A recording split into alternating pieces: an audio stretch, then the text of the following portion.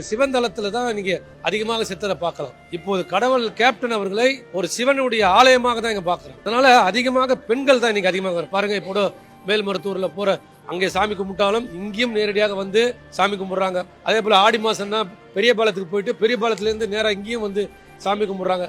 புரட்டாசி மாசம் பெருமாள் கோயிலுக்கு போயிட்டு வந்து பெருமாளுக்கு போயிட்டு இங்கேயும் வந்து சாமி தரிசனம் செய்யறாங்க. ஸோ தலைவரை வந்து அவரை மனிதரால வாங்கி புனிதராக வந்து இன்னைக்கு தெய்வமாக வாங்கியிருக்கோம்.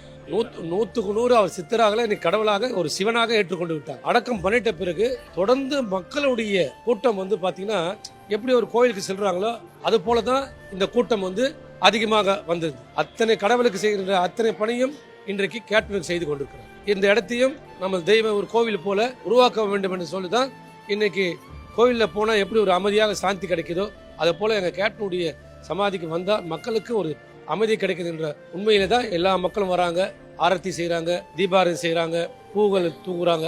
இது வந்து ஒரு கடவுளுக்கு செய்கின்ற பணி தான். அத்தனை கடவுளுக்கு செய்கின்ற அத்தனை பணியும் இன்றைக்கு கேப்டனுக்கு செய்து கொண்டிருக்கிறார். காலையில பாத்தீங்கன்னா ஒரு 6 மணிக்கு ஒரு தீபார்த்தனை கற்பூரமும் ஊதுபத்தியும் காட்டப்படுகிறது.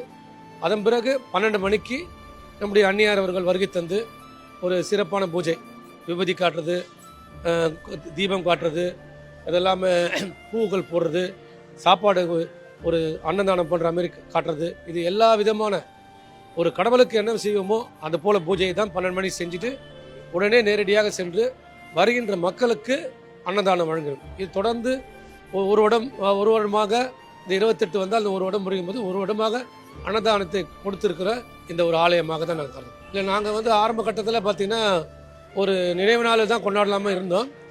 அனைத்து மாவட்ட கழகங்களுடைய கூட்டத்தில் வந்து எல்லாருடைய கோரிக்கை என்னன்னாக்கா தலைவருடைய 1ஆம் ஆண்டு நினைவு கண்டிப்பாக குரு பூஜை போய் கொண்டாடணும்.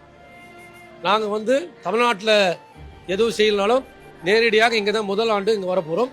அடுத்த ஆண்டுலேருந்து நாங்கள் எல்லா மாவட்டத்திலும் நாங்கள் பண்ணிக்கொள்கிறோம். அதனால் 1ஆம் ஆண்டு நம்ம குரு பூஜையாக சிறப்பாக செய்யணும் போட்டு நாங்கள் ஒரு பிளான் பண்ணோம். அதுக்கு என்னென்ன வேலை செய்யணுமோ எல்லா வேலையும் செஞ்சுருக்கிறோம்.